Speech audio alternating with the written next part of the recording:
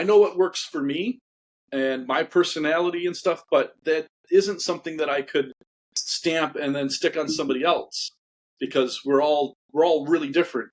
What is up, Shaping Nation? This is Nick Torres here, and this is the final part of my 3-part series, my interview with Tim C. In this episode, in this part, you will learn all about selling your pottery and how to find your own unique voice with your pottery. I hope you guys enjoy this final part, and I'll see you guys in there. So, let's talk about selling your pottery. Can you tell me about the moment when you decided to go full-time as a potter? I sort of. When I was at SU, I got a grant. Longer short story. I was in Peters Valley, and she was my girlfriend at the time, person Brenda, who I married later. We were in a tent in the Delaware Water Gap because we couldn't afford to stay at Peters Valley, and we were sitting in the tent, and you got a little tent fly, right? Mm-hmm. For some reason, we attracted lightning bugs. And we had about 1,000 lightning bugs underneath the tent fly, just blinking. And we were sitting there talking about the workshop because she was just going on vacation. I was there to take a workshop with Bennett Bean, and I was telling her about the things that Bennett had said and the things that were discussed in the workshop. And she goes, "Is this going to be your job? Like, is this the career?" And I'm like, I don't know. She goes, "Well, I'd like to know. Because I want to support everything that you do, but I want to know that you are in for it. Like, that is going to be the thing." And, I watched the lightning bugs go. I'm like, yes, I want it to be my thing. And that was the point. Like, that was I could probably find the date, but, like, that was the point at which I decided this is going to be my career. Prior to that, it was something that I wanted to do. It was something that I focused on, but I hadn't made that decision. And at that point, all of my time was spent. I mean, when I say all of my time, like prior to that conversation, I used to break into the studio at OCC, the community college I was in.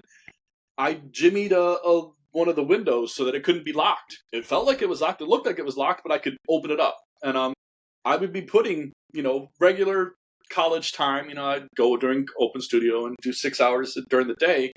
I'd go work at Friendly's, which was an ice cream place.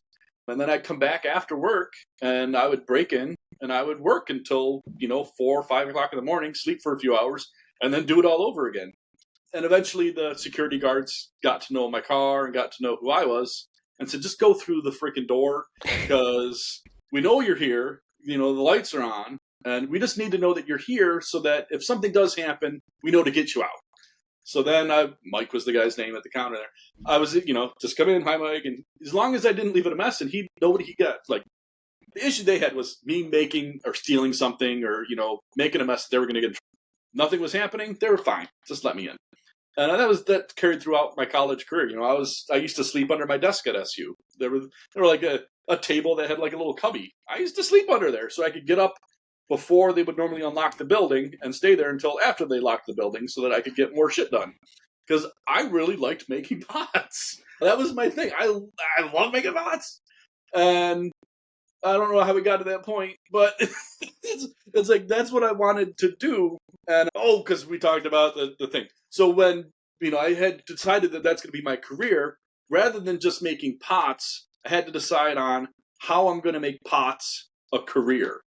And that's where it kind of started as, signing up for doing outdoor shows and festivals and treating it like I need to do more than make these pots. I also need to sell them and, taking it seriously and not just like, well, I'm just going to set up a booth somewhere and people will buy my pots.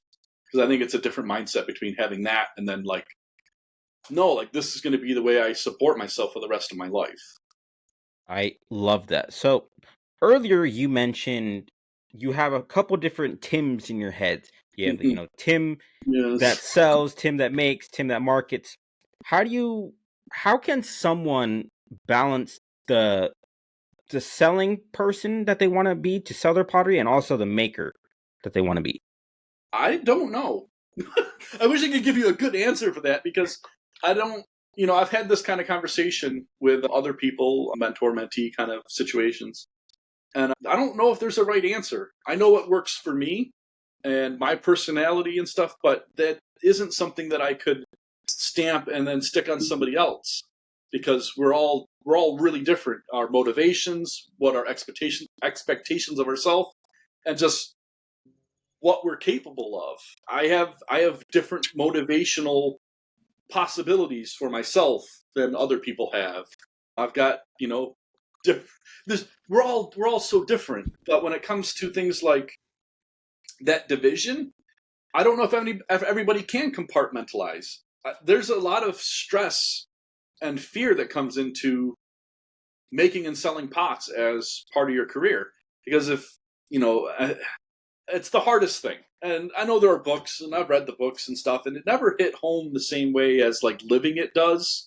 Whereas if I'm sitting in the studio and it's like I've got a car payment, a mortgage payment, I need to buy materials, I need to pay for 8 shows that are 6 months away, but I need to pay for them ahead of time because they want their money, in February when the show's not until June or July. I've got to put all that money up front. It's really stressful to say, okay, I'm going to change my work completely, not knowing if anybody's going to buy it. When I started to make that separation between maker and seller, Tim, it wasn't out of financial freedom. I had just done the Smithsonian show, but like I said, I didn't make, there were jewelers that made $150,000 that week, and I did not do that. I didn't have that kind of like, I'm going to go buy a new truck and everything. Yay! No, it was like, I did all right. It was okay. So coming back from that, it's like, why am I making pots? Like, why am I doing this? Is it to squeak by and like barely make it, or am I trying to, enjoy myself? And it is really scary to say, I don't care about the money, because you have to care about the money. But Maker Tim couldn't. Maker Tim couldn't be in the studio and make the amount of pots and the kind of pots that were going to, I guess, make a difference in his career while still participating with Seller Tim. Like they couldn't do the same thing, because Seller Tim was like, no, you need to make this because it's going to sell, and these 3 people that come to every single show are going to buy them. And that if you make that, nobody has ever bought that. You can't keep making those dumb things because nobody is buying them. And Maker Tim is like, I want to make those. Like, so it's an amount of fear. It's an amount of like, I don't know, is it ego? Something has to happen, or there has to be like some switch that you can click that say, I care enough about myself and my work that I don't want to, or I don't need to care about the money part.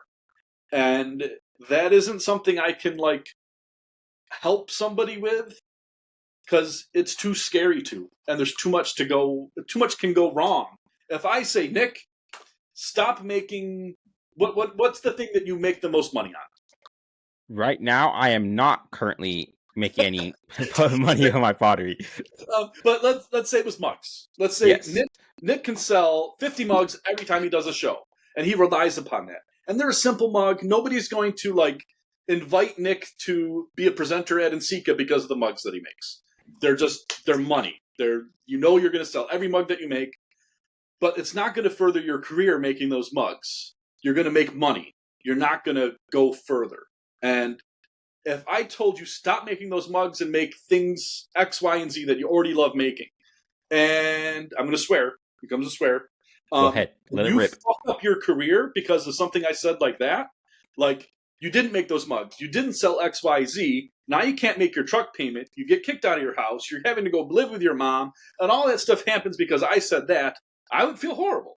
So it's not like something I feel comfortable saying, hey guys, you don't need to make that, because everybody has a different threshold of like risk and pain and stuff. Like when I made that decision, my wife I think she had gotten a full-time teaching position. So we had a little bit of financial freedom. We did not have enough financial freedom. We were eating ramen and like Kraft macaroni and cheese every night, and maybe some hot dogs, but it wasn't like we were, we were barely squeaking by. So every time I did a show, it was like if I didn't make X amount of money, we were going to have less, or I could invest less into the future. So to make a decision like, I don't care what sells, is really scary. And it was rewardable, the first year that I decided I was going to, Maker Tim was just going to make whatever he wanted, he was really productive, which meant, he had a lot of inventory, which meant he could do more things, but they weren't always the most profitable things. It was a lot of time spent doing shows that, it was like, I could have had a regular job and done better for this time frame than being a potter. And then it came to one conversation with a glassblower friend. He was in my booth, and he was talking about a lady that wanted to have him make hummingbird feeders. And he's a very funny individual.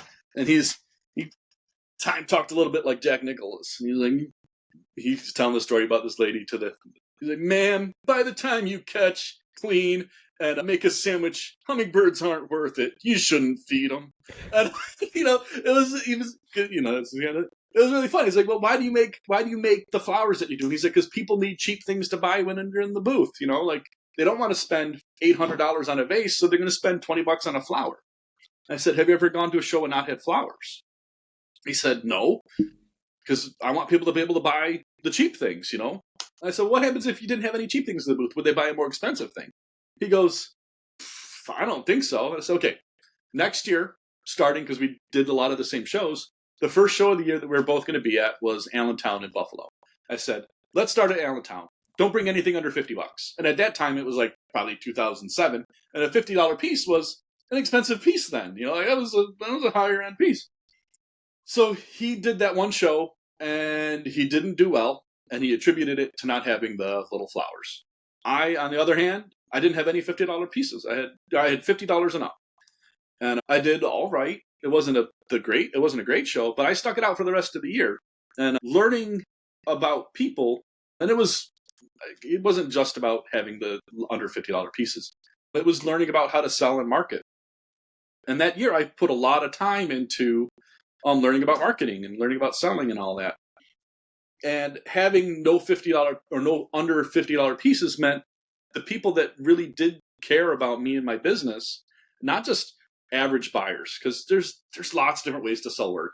And the glassblower friend, he was working on getting pieces into the most amount of people's hands as possible.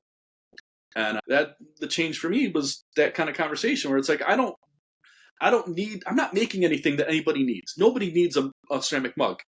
I can't feel bad about charging a lot for something and excluding part of the market because of price. So if I make a $100 mug, there are a lot of people that can't afford a $100 mug.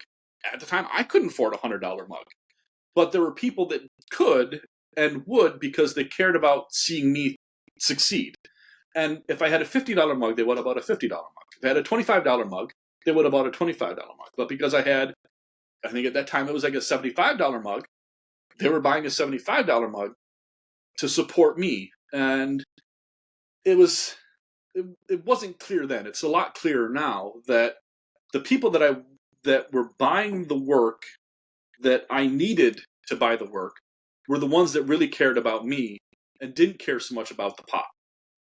And that's, again, one of those really scary things to have to, put into practice, is making work that nobody needs, that's priced at a point where not everybody can afford, but the people that care about you, care about your business, care about your family, care about their community, because a potter isn't getting rich making pots.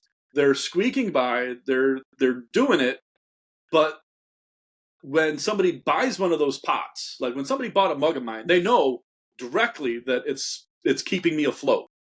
And when somebody was buying, a $20 soap dish, they didn't care about me.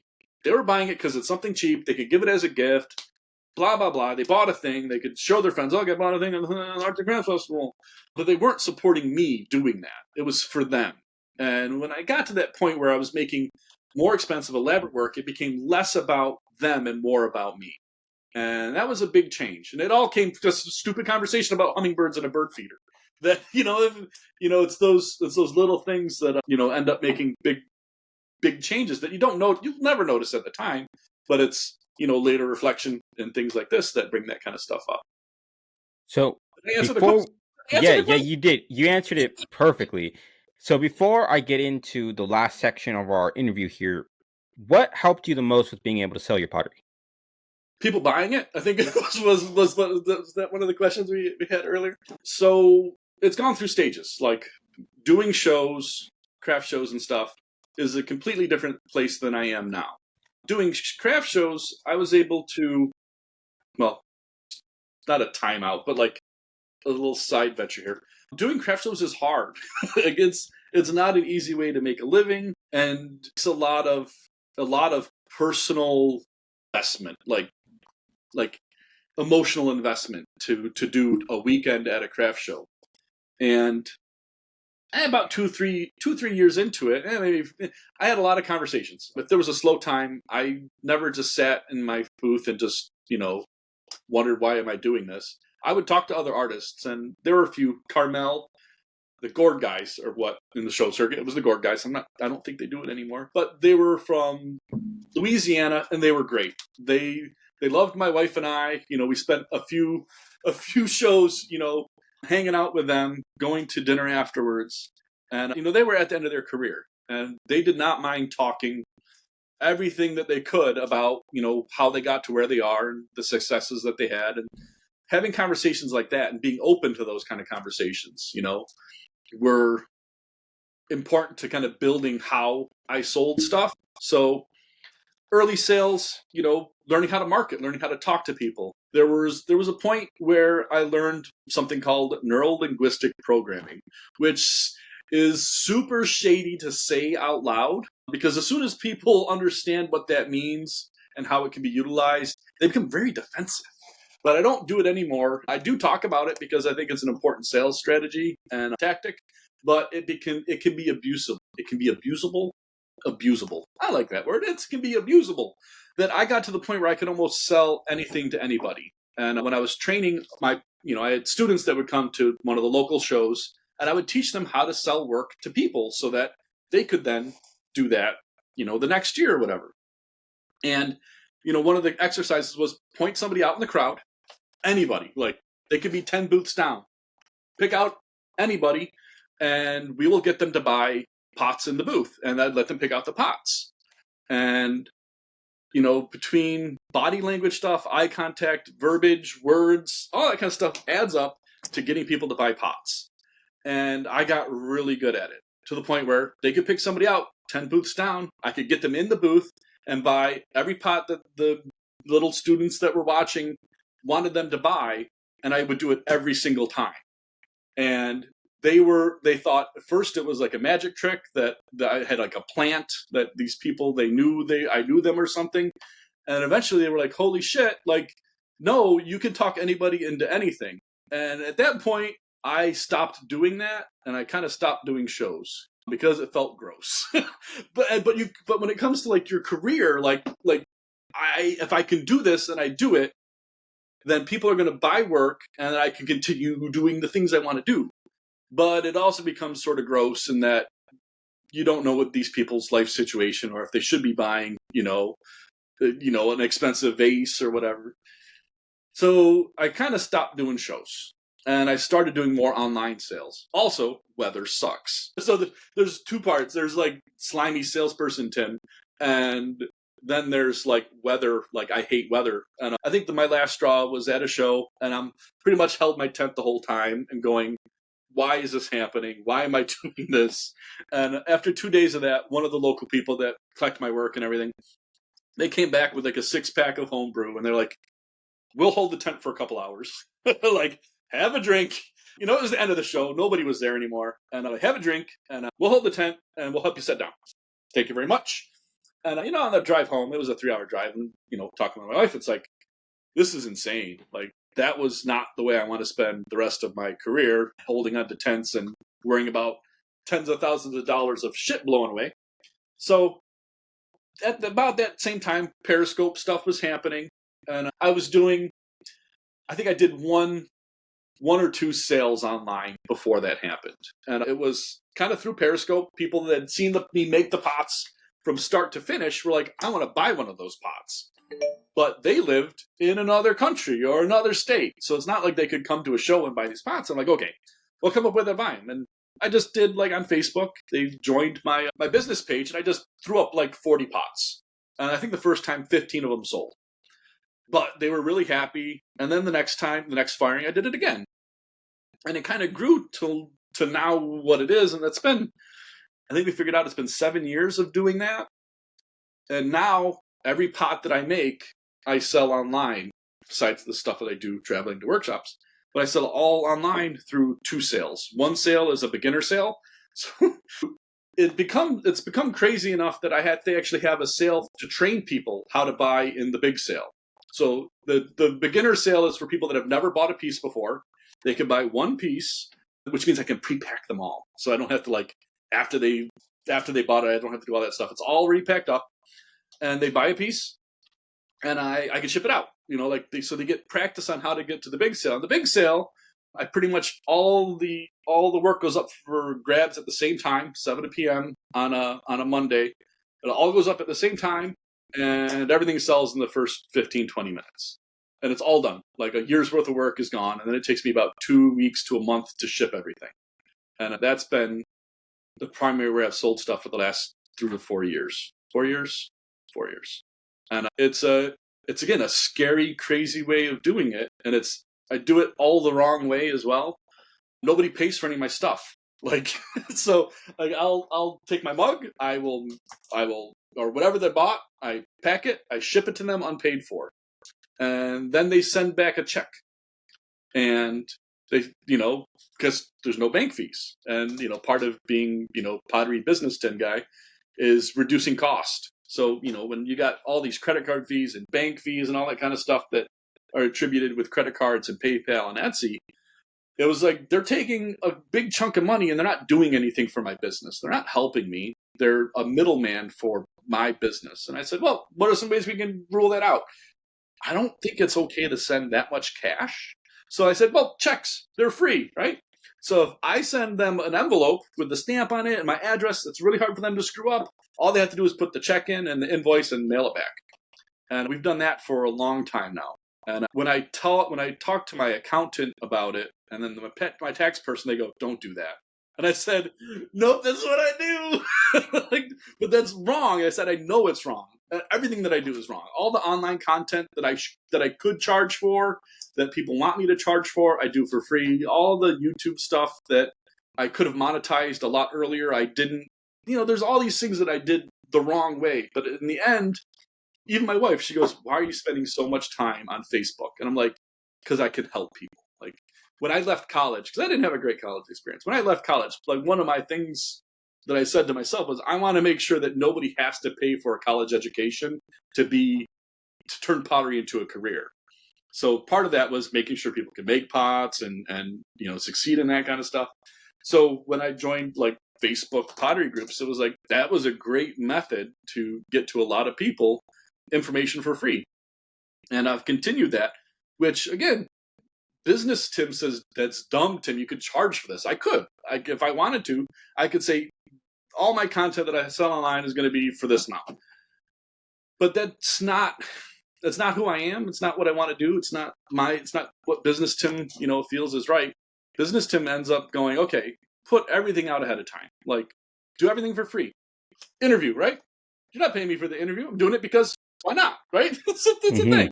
I do all the Facebook stuff. If people had a question, they can write to me anytime, and I answer it almost immediately. Sometimes I miss things, it gets buried and I miss it.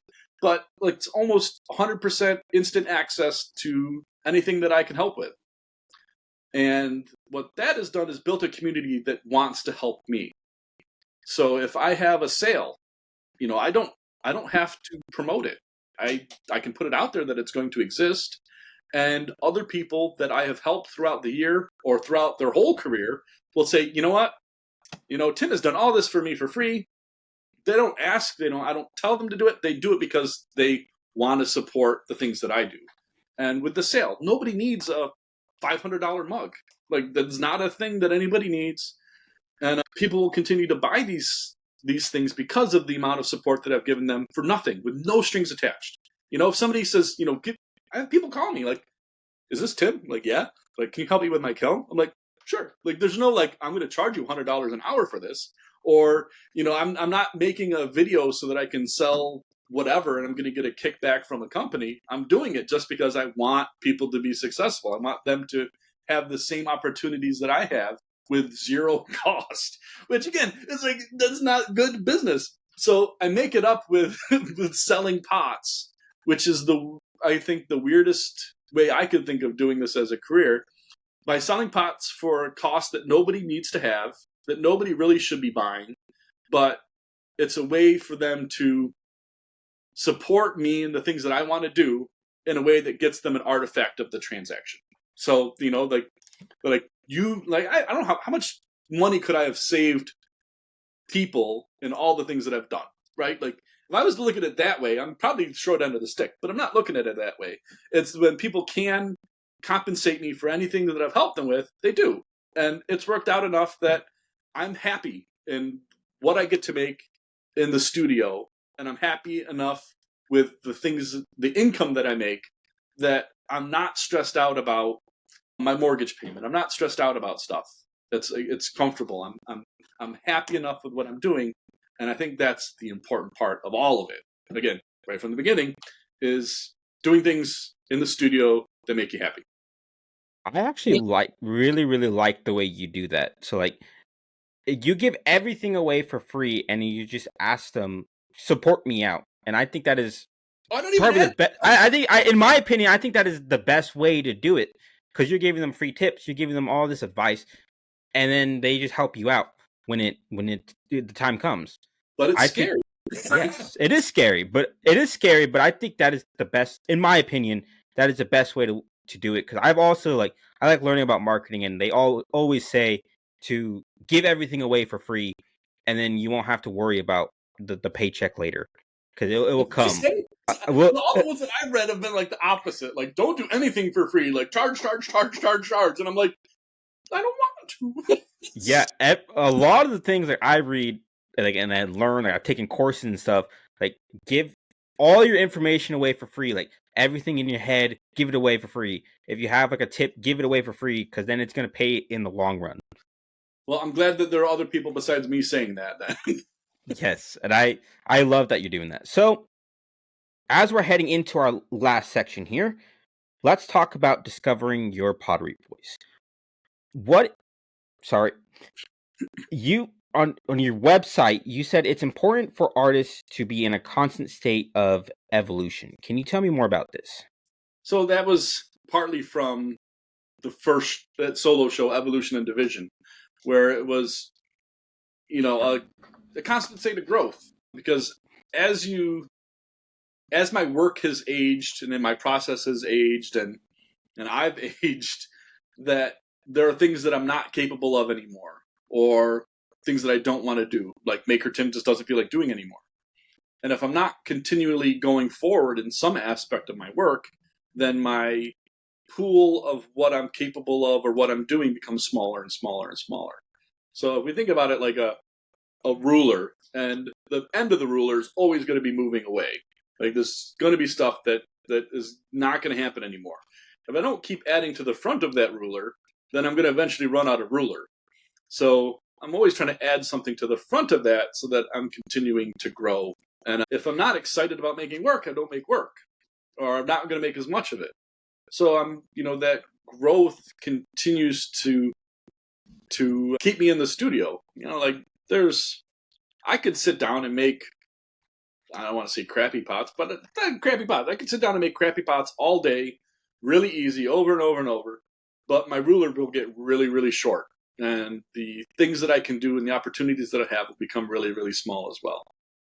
So if I continue to grow and make that part that I'm capable of or want to do bigger and bigger, then I'm still excited to be in the studio and everything. And I don't know if it's like a teachable or transferable thing, but that's kind of the way I've dealt with that. I love that. Shape Nation, instead of trying to be the ruler, be the measuring tape. So you are constantly growing and getting better at your pottery. What is something that potters should be focusing on if they want to find their own style with their pottery? Getting away from that simple solution.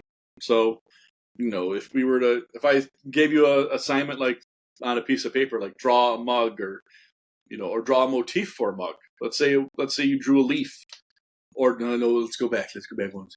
You drew a dragonfly. Like, why? Like, how can you make that dragonfly more yours? Can you use source material that's an actual dragonfly in your world? Things like that, so that it's no longer a motif, but it's part of your world. And I've had past students that never get to that point or never want to get to that point, and nobody has to get there. It's not like an ends, but if you wanted to, you asking that question, like, how do you develop that to be your own, isn't the end all. Some people don't care or don't want to, and I worry sometimes that asking those questions or promoting it almost alienates or discourages people that just want to make simple pots. I know that's not what we're talking about. I know, a simple plain white mug isn't our goal, isn't your goal, isn't my goal.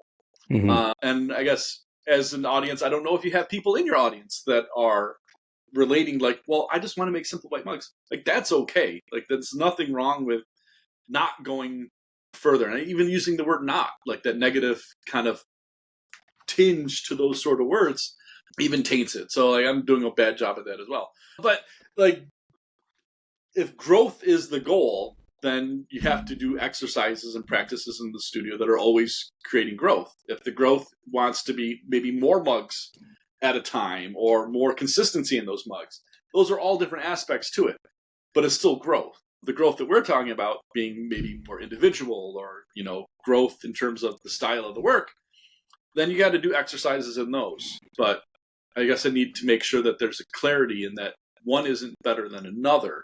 It's just another way to keep ourselves excited about being in the studio. So I definitely agree. Okay. So yeah, doing the things like, being self-critical or finding somebody that you trust enough to listen to their criticisms about the work, and then listening to them. Because, one of the frustrating things for me is that when somebody goes, "Oh, well, Tim, what would you do about this?" And I go, "This is exactly what you need to do." And they go, "I don't want to do that." I'm like, "Look, can I swear? Can I swear?" Well, fuck you! Yeah, Don't ask me. You're gonna ask me these kind of things. Like, do them. Don't make me put all this time and energy and emotional effort into giving you the path and then go, "No, I don't want to do that path." Like, well, that then do it yourself. Like, don't ask me for it. But those are the those kind of exercises. Whether it's drawing, whether it's making lots of stuff and working through it, whether it's doing the opposites, whether you're looking for source information in your world, like all those things you got to do. They don't just happen. You have to be actively doing them for them to work. Yes, I definitely agree with that. Shaping Nation, you have to know what you want to do. If you want to make some simple pottery, you can make simple pottery. If you want to make more complex pottery, you can make complex pottery. But at the same time, you also have to be critical about yourself and your work to improve it further. I love that. So as we are coming to a close here, what is one thing you want to hammer home with my audience today? Well, we didn't get into the one thing that I think is it, well, like, we haven't even covered part, so it's we're ending with something that we haven't started with, that everybody has. I don't know what we call it, like a hand, but let's say we're just drawing a figure, right? Everybody's going to draw a figure differently, and we have been taught through comments that people have made about our figures right from middle school or elementary school to, I don't know, be shy, selfish almost, in that we are all capable of drawing a human. We're all capable of drawing everything.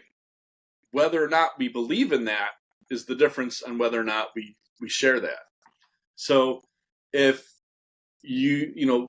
I think the worst thing an artist has the capability of doing is not putting themselves into the work. And because it's selfish, it's greedy. It's like everybody can make everything. Like, it's in our hands. Like, if you ask me to draw a dog, I can draw you a dog. It's in my hands to draw a dog.